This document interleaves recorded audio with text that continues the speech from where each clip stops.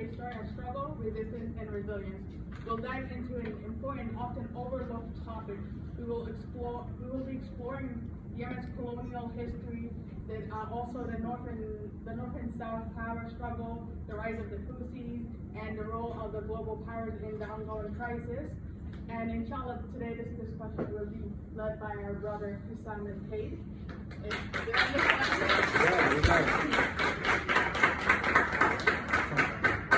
Right, so today we got Hussam Fayed, a CUNY alum and a Yemeni American. He graduated from City College of New York City, Colin Powell School for Civic and Global Leadership, and went on co-found Bridges for Yemen and joined the Washington Center for Yemeni Studies in Washington, D.C., where he established the annual conference for Yemen in Washington, D.C. and the Yemen Advocacy Day. Thank you.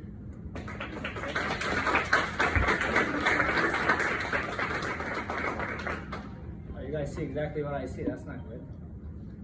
Oh, let's switch it up. These are the presenters. Okay, let's see.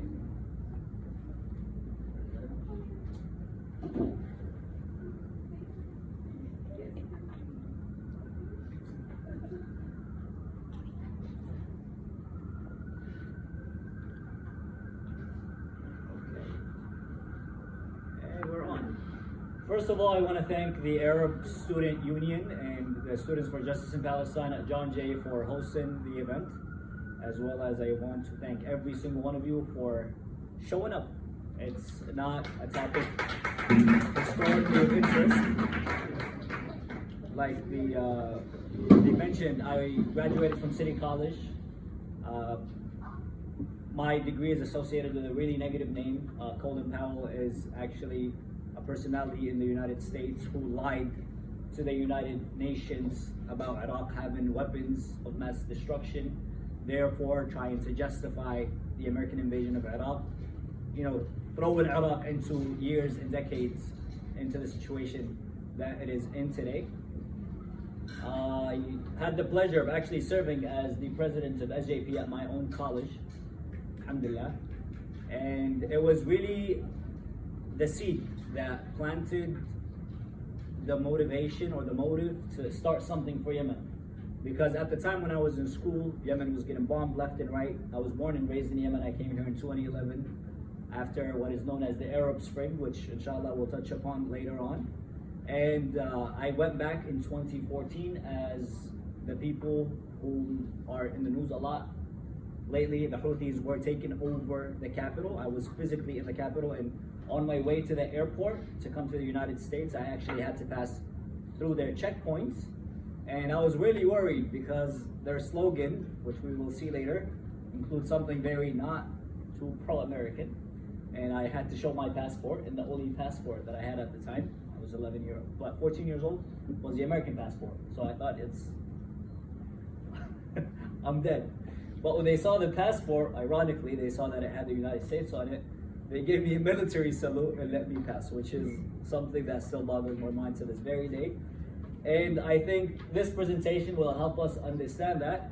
But how many of you guys, by a show of hands, like history? Okay, that's actually a lot more than I'm used to.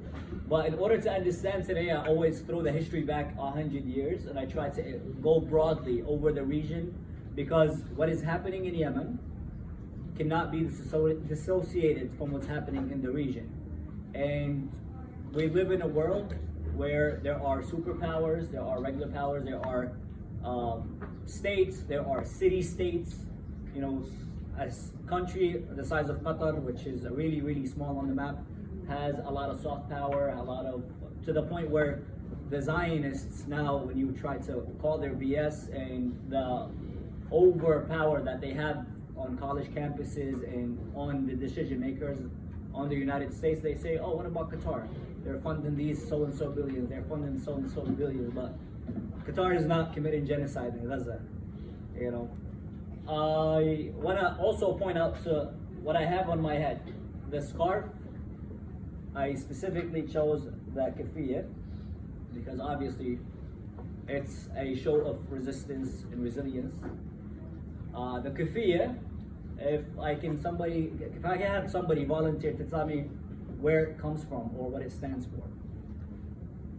Anybody? Any volunteers? I'm gonna call on somebody. Malaz. Originated from the rural area in Palestine, Right. where the farmers used to wear, and it represents different aspects from the villages, Right. which represents the people that go fishing, the fishers, and the olive branch, and the last one I believe is the olive tree. The olive branches, and then the net. Forgot the third one. Spot on. So it's actually the kafiyah. That's the general understanding that Malaz just explained. It does have the fishing net, the olive tree branches, and those lines that you see running across should symbolize the trade routes, right? Because Arabs were traders back in the day. But the name and the actual kafiyah originates from the city of Kufa in Iraq, which is a testimony and a testament to how united we were at some point. And before we get to the unification part, I want to start this presentation by showing you guys two videos and I'm gonna then let you guys guess where those videos are, because we've been seeing those videos constantly since 2023, okay?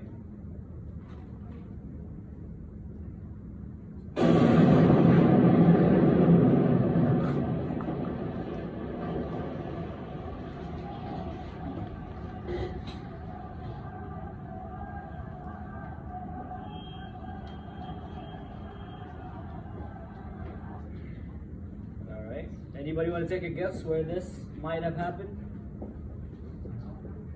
The Gaza Strip. Right.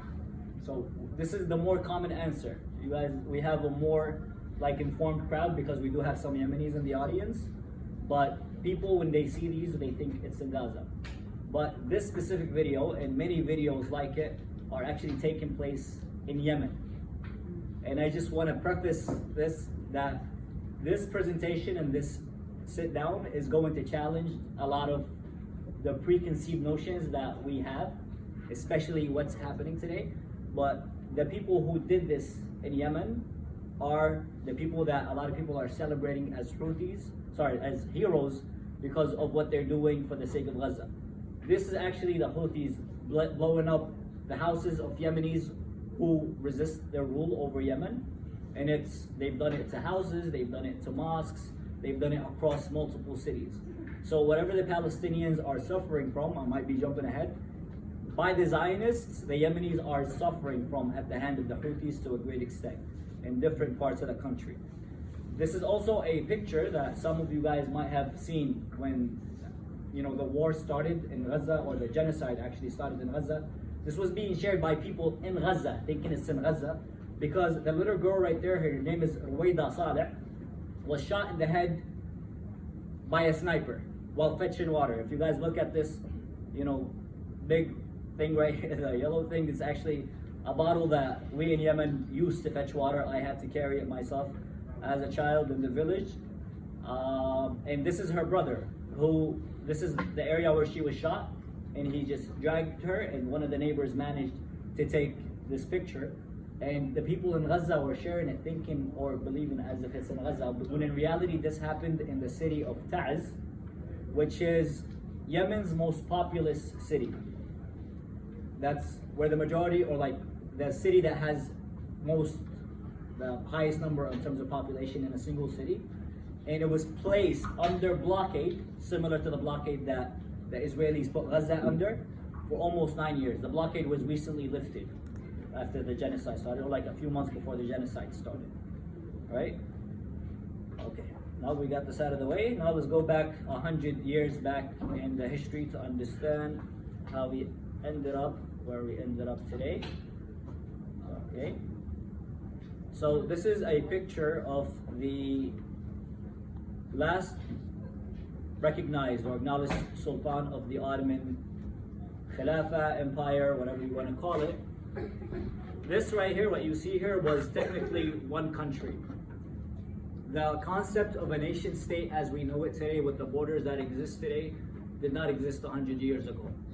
I, as a Yemeni, could walk to Saudi Arabia. I could go to what's today the UAE. I could just take a ship to Egypt without any form of identification. Whereas today, 100 years later, I can go to those countries with my US passport easily, like a breeze. Whereas with my Yemeni passport, despite being in the same region, despite speaking the same language, despite believing in the same religion, it's so much harder for me as a Yemeni to go from Yemen to Saudi Arabia today, right? So this is the Sultan that was deposed by actually Turkish students who were educated in the West, in France and Britain, and came back with enlightened ideas, trying to secularize the country and end the Ottoman, their intention was not to end the Ottoman rule, but the way it ended is when World War I was fought, which is something that we don't really, we're not taught in schools. I went to high school here, so I was actually a history nerd, but I don't recall them mentioning that at any point. One of the goals of World War I was to dismantle the Ottoman Empire and divide it into several nation states, the ones that we know today. And it was actually the same students who were educated in the West who deposed Sultan Abdul Hamid al-Thani, who was really famous for refusing to sell Palestine or pieces of Palestine to the founder of Zionism, Theodore Herzl, who actually went to him and met him in person and asked him to sell parts and pieces of Palestine, and he said, I refuse to sell it because the land does not belong to me, it belongs to the Muslim, but you just wait. After I'm dead, you guys are gonna have it for free. You're not even gonna have to pay for it, because he knew what was coming, he saw the pattern. So it was those students that deposed him that made the Ottoman Empire or Ottoman Khilafah join World War I on the side of Germany. Germany and its allies lost the war. It's a historical fact. And while the war was being fought, the British and the French and actually the Russians or the Soviets at the time got together and they signed what was known as the Sykes-Picot Agreement. The Sykes-Picot Agreement was a deal that was signed between the British and the French to divide up areas of control after the Ottoman Empire dissolves. So, for example, the British were already in Yemen before the Ottomans dissolved, but the British also now took over Iraq. The French got Syria. The British created the mandate over Palestine. The French got Lebanon. And they just had different areas of control throughout the Middle East. And we mentioned the mandate of Palestine because at the time there was already an early sign of revolting against colonialism, right? So they had to use a simpler term, mandate. And when they explain it, they say, oh, we're gonna leave. We're just gonna help these people who don't know how to rule themselves until they develop the skill sets and the know-how to rule themselves. When in reality, the British mandate of Palestine or over Palestine was just to babysit the newborn project of settler colonial Zionism, which would later become quote unquote Israel, right? They promised them to get Palestine through the Balfour Declaration, and then in 1948, when the British weren't leaving quick enough, the Israelis actually bit the hand that fed them, and they started committing terrorist acts against the British, including the King David hotel bombing, and some of the people who were involved, or some of the Zionist terrorists who were involved in those campaigns against the British, later became the prime ministers of Israel. Right? Okay. That's that. I'm gonna. The presentation is all over the place, but it has everything. I promise you guys. Just bear with me. Okay. Now that we kind of have like a general overview in the past 100 years over Yemen, we're gonna go to that time period actually and zoom in on Yemen specifically. All right.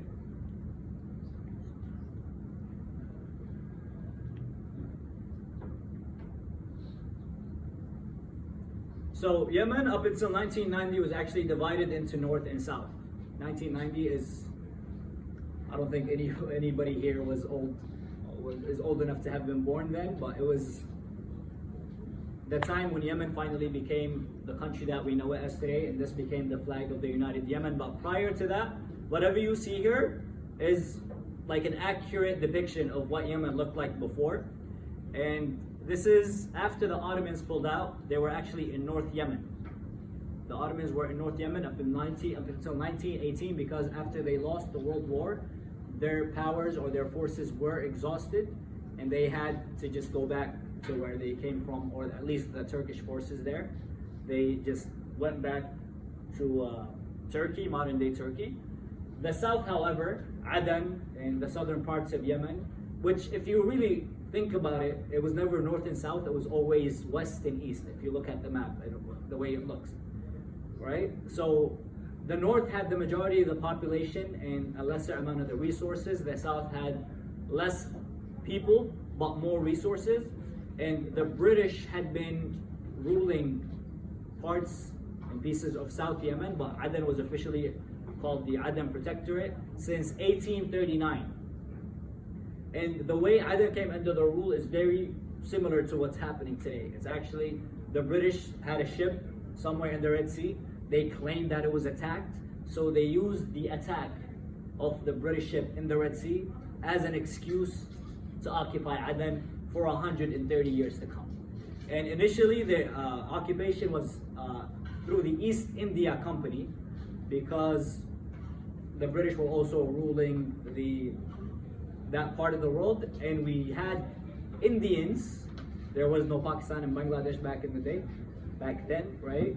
So people from modern day Pakistan, Bangladesh, and different parts of India were physically living in Yemen, which is why Yemeni cuisine is actually, influenced by that part of the world, and which is why the Adani chai, for example, is very similar to the masala chai. If you ever go to a qahwa house, because the Indians who came to Yemen lived in the city of Aden. And if any of you heard of the Ambani family's wedding, the massive wedding that Rihanna went to, and his father was actually born in Aden. The guy that became rich, his entire wealth, he's one of the richest people in Asia right now. The father of the groom was born in Aden. That's how recent the British, or the influence of colonization was in Yemen, right? If we throw it back, actually we're gonna need to go back to this map right here to understand something, or the dynamics of the whole region. I might need to get up for this one. Okay. So there was no such thing as Saudi Arabia back then, right? This region was called the Hijaz and Najd.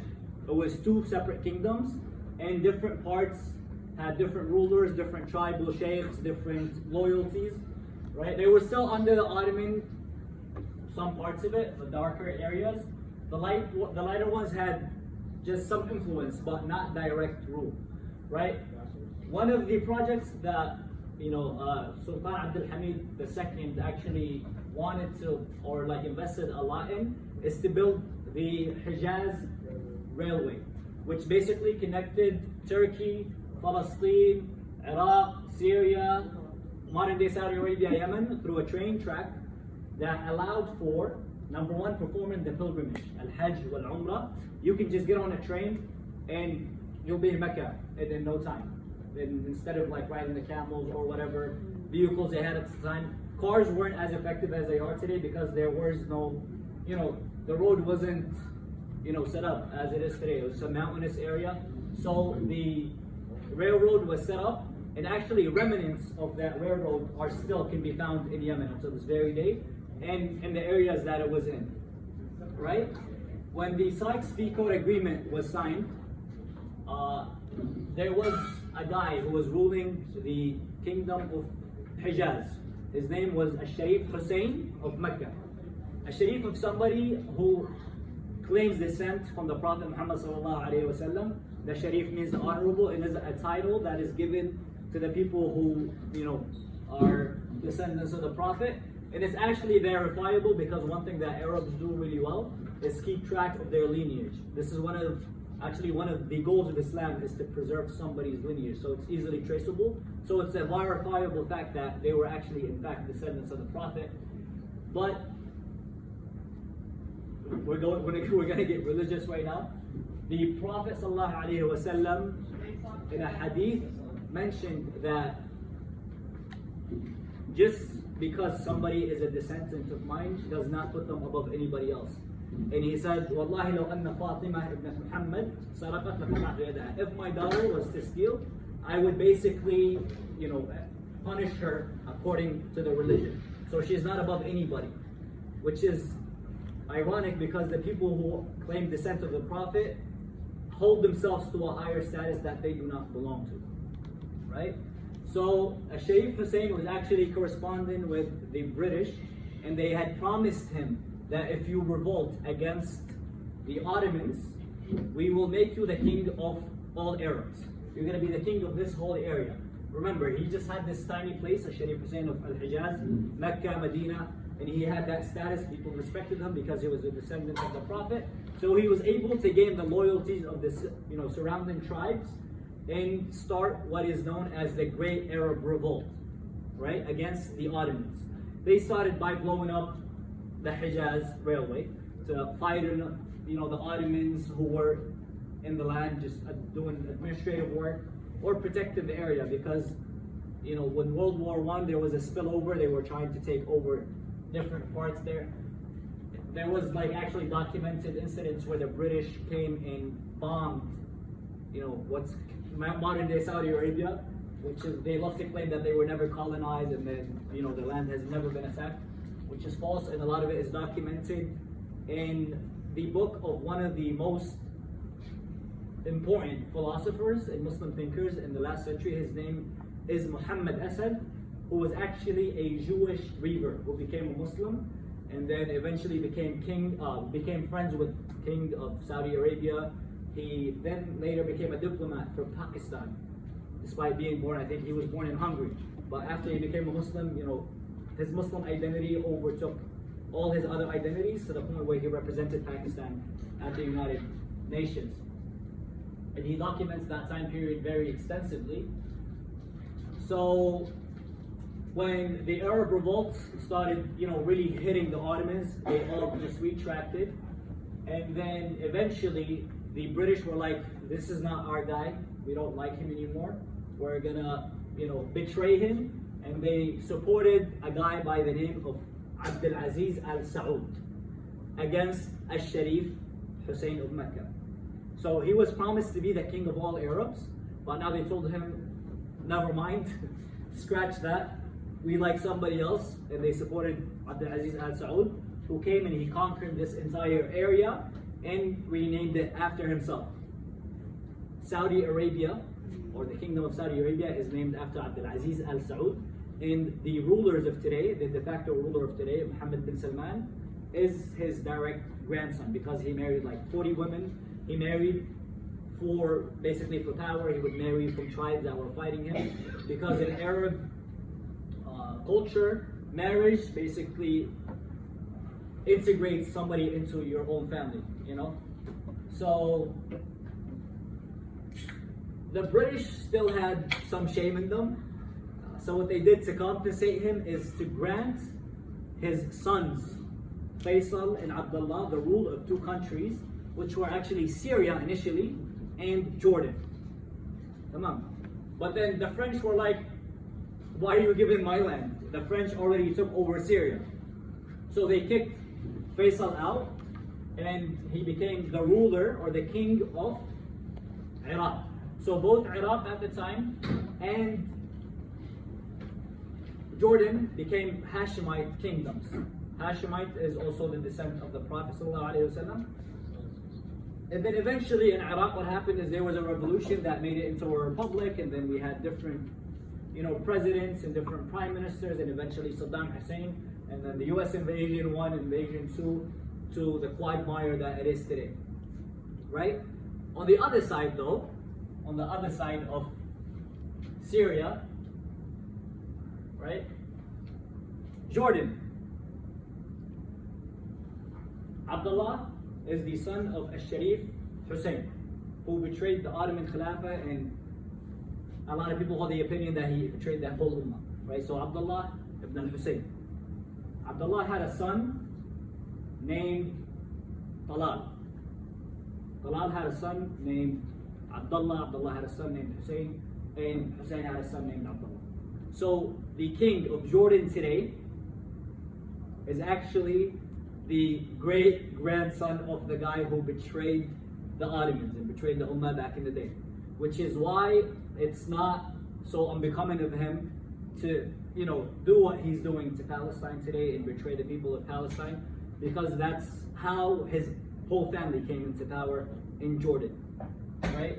And it was actually when the people in Yemen that we're going to allude to later were firing missiles at the state of Israel most recently, it was intercepted by Jordan. The Jordanian Air Force and the Jordanian defense systems actually would fire missiles to strike them down, right? So just keep in mind the Hashemite thing, right? Now we're also going to get religious again. So we have the religion of Islam, which is the dominant religion in the region. Within Islam, we have sects. You have Sunni and you have Shia. Within Sunnis, you have the school of thoughts that nobody really has disagreements about. They're just different interpretation, but the core tenets are the same. Within Shia, however, you have the 12ers, who believe in 12 infallible imams, the last of which is came to life and disappeared and is actually still alive and will come back at the end of time. You have the Ismailis and you have the Zaydis. The Zaydis is the predominant subsect of Shia in Yemen, right? And it's ironic because the Zaydis only believe in 5 out of the 12 imams. So if you ask a Shia, like a religious cleric, not any Shia at the street, you don't just go up to someone, yeah, what do you think about that?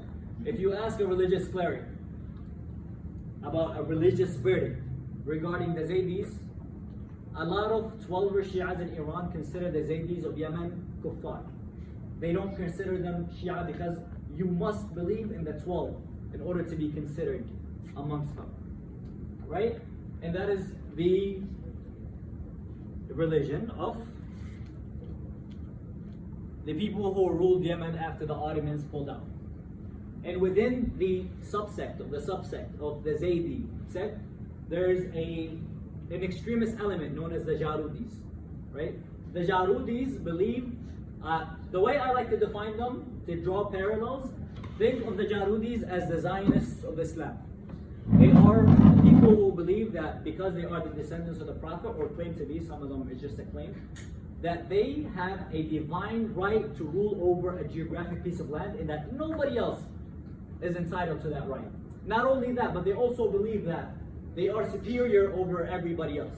And they actually established, similar to India, a caste system where they sit at the top of it and they're entitled to what is known as al-khums, which is a religious tax that is collected from the general population for these specific families. And because Arabs are so good at keeping lineage, we know exactly who those families are by last name, right? So after the Ottomans pulled out, going back to that, this guy was already bothering them in North Yemen. He was already fighting skirmishes against them because he wanted, or historically speaking, his ancestors had ruled different parts of Yemen. And if you look at his last name, his name was Imam Yahya bin Hamid al-Din al-Mutawakkil. When the Ottomans were so exhausted and were leaving the country, they were like, we don't like him. He's of a different, school of thought. Or the Ottomans were Sunni, they were Shia. The Imam Yahya was Shia. So they were like, he at least has a stable army that can, in a way, defend the land. So they just handed over the control to him. Actually, some Ottoman officers remained and they helped establish what later became the Al-Jaysh al-Mudaffar, or the victorious army. It was just a name, but they were never victorious. But that's the army that was loyal to Imam Yahya bin Hamid al-Din al-Mutawakkil. And this was actually the flag of that part of the world. It wasn't this, it was that. And just like Saudi Arabia was named after Al Saud this part of the world with this flag became known as Al-Mamlaka Al-Mutawakkiliya. Al-Yamaniya. They just threw the Yemen at the end, like at the end, right there. But Al-Mamlaka Al-Mutawakkiliya was a more common name. The Mutawakkilite kingdom, if you look it up in English, named after the Mutawakkil family. Right? This guy ruled Yemen with a isolationist mindset. We don't engage with the outside. We keep to ourselves, and we'll sustain Yemen the way we know how. Their kids, the kids who belong to those royal families with the pure blood of the Prophet, they were sent abroad. They were sent to Italy. They were sent to France. They were sent to Germany to get educated and come and run the country. Whereas the general population were only allowed to learn enough, to know enough Arabic to read the Quran, still be faithful Muslims, and do enough math to run the affairs of merchandise, like be merchants, traders, stores, things of that sort, whatever was existent at that time. People were frustrated with him. They didn't really like that. And some of the people that he had sent as rulers to different tribes in different parts of Yemen actually assassinated him in 1948, which is a very significant year for the region because that's the year when the Nakba happened. The Nakba is the event in Palestine where the Zionists drove out 700,000 Palestinians and erased up to 400 documented villages. These are not my words, these are not my claims. These are the evidence-based claims or facts documented by none other than Ilan Pape, which is a history professor, an Israeli history professor. I believe he was at the University of Haifa, but when he started, exposing Zionism from the inside, because as a professor he was entitled to the Zionist archives, and he, unearthed things like Clan Dalet, and the name of the villages that were erased, and the new names that they were named after. He was fired from his job, and he's, I think, at the University of Exeter in the UK. It's a very significant year because that year also his son, Imam Ahmad bin Yahya bin Hamid al-Din al-Mutawakkil, took over in a very disgusting way that wasn't uncommon to the Jarudi Zaydi Imams in Yemen. What they would do is they would go to the different tribes of Yemen and sanction what is known as Istibahat al-Mudun, or Istibahat Sana'a in his case, which later became the capital. It wasn't the capital at his time, but that's where the revolutionaries over his father was assassinated. He would go to the powerful tribes and basically tell the men, because Imam is also a religious title. It's a religious position. So he can issue a fatwa or a religious verdict and people would follow it. And they basically believe we're not doing anything wrong. If he said it's okay, it's okay. So he would bring men to the city and be like, everything is halal for you. Like, you are entitled to everything in the city. The stores, the money, the jewelry, the women, everything. So there was a lot of atrocities that were committed in that year, in 1948. Women were raped. There was actually a historical story that a lot of the historians of that time document or repeat, is that there was a pregnant woman who was running out of her house, and the Mutawakkilites that were loyal to Imam Ahmad bin Yahya bin Hamid al-Din al-Mutawakkil thought she was hiding the jewelry. So they just tried to stab the dress so the jewelry would fall, and they killed the mother and her baby. 1948. 1948, when Imam Yahya or Imam Ahmad took over, he also signed a deal with the newly established Zionist entity, Israel, to transfer the Yemenite Jews. 5 minutes? Okay, 5-minute break right now, or let me just finish this point. Okay. So Yemen had a historical Jewish population. They were in the thousands. They had lived there for millennia, thousands and thousands of years, right? And the development of the region, it's not like they were foreign to Yemen. A Yemenite Jew didn't come from Israel. Israel didn't exist to begin with, right? They were in Yemen. And then Christianity came, Jesus came. And the people of Yemen became Christian. and then Islam came, and then the people of Yemen became Muslim. So if I trace it back, I probably have Jewish ancestors. A lot of the Yemenis in the room might have Jewish ancestors. Some of them remain Jewish, some of them adopted Christianity, some of them adopted Islam, but they actually maintained some of the purest bloodlines in terms of Judaism, so they were very valuable to the newly established ethno-state known as Israel. So what happened is between 1948 and 1950, about 50,000 Yemenite Jews were airlifted from Yemen to what is known as Israel, right? Israel needed them because Israel needed to become or to form a demographic majority because they were afraid or they were thinking ahead that if we're ever forced into becoming a democracy where there's votes, we want to have a Jewish majority that will outvote the Palestinians who remain, right? Because Palestinians at that time were ethnically cleansed. A lot of them ended up in Gaza, which is why we have so many people in Gaza. A lot of the people in Gaza that are alive today are the descendants, or some of them are actually the people who were forced out of their own villages in 1948. And in the West Bank. The West Bank also has a funny story that I'm going to recount after the break. But just to finish the story of the Yemenite Jews, I actually made a video a couple of months ago. I can just play it. Why am I going to refer to outside resources when I could use outside resources? Okay, Facebook is not going to work here. Hold on.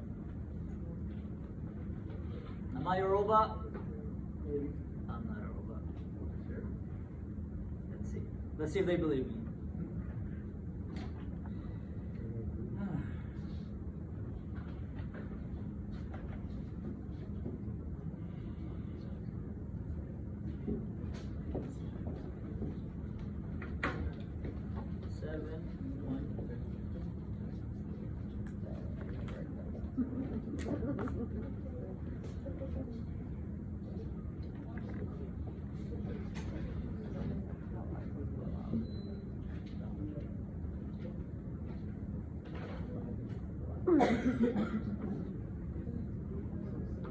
الفيديو السابق يروي I don't know how I can zoom it in, but we're just gonna have to do it.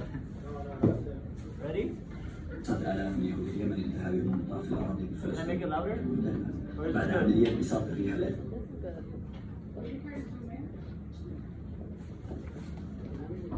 تمت بموجب اتفاق صار بين الإمام يحيى بن حميد الدين المتوكل البريطانيون والصهاينة، حتى أن الإمام يحيى بن حميد الدين المتوكل قام باستخدام طائرته الخاصة لنقل يهود اليمن من شماله إلى جنوبه، وتحديدا عدن التي كان يوجد فيها مطار، حيث تم نقل اليهود من هنالك إلى إثيوبيا ومن ثم إلى الأرض المحتلة.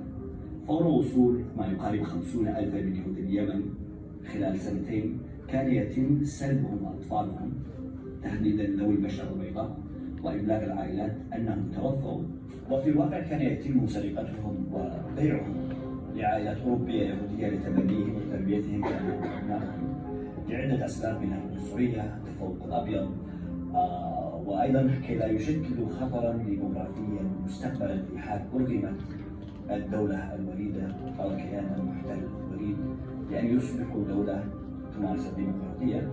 فبالرغم من أنهم يهود ما زالوا سيكونون أغلبية عربية تحسبهم جميعا وقلوبهم شتى، بأسهم بينهم شديد.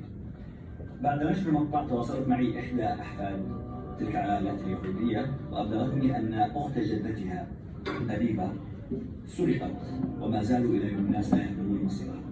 الفيديو السابق يروي قصة آلاف من يهود اليمن انتهى. So the most important part of the video was missing, which was the captions, because it's in Arabic and the captions were in English. But I can, shortly brief what happened. Actually, the deal was signed between the father. They didn't even wait for Ahmed to take over. It was signed between the Imam Yahya before he was assassinated and Israel, which was to transfer the thousands of Yemenite Jews again to form a demographic majority, a Jewish demographic majority. But what happened when the Yemenis, or when the Yemenite Jews ended up in Israel, and the way it happened is they flew them from wherever the capital was with the king's private planes, because we didn't have airports. There was no Yemeni Airlines at the time. and they flew them to Aden, which was a British protectorate. So the British were well aware of this operation. It's known as Operation Magic Carpet or Operations on the Wings of an Eagle. This is the English or the Hebrew names of the operation. And then from Aden, they flew to Ethiopia, and then from Ethiopia, they flew them to what is known as Israel today, right? Occupied Palestinian territories. And upon landing, what they did is they would put Yemenite Jews in a quarantine. They would spray them, like they're from insects. And what they also did is they would take away their specifically light-skinned Yemenite Jewish babies from their families, and then go to their families and say, oh, your son is dead. Oh, your daughter is dead. Yemenites were not dumb. They were slick.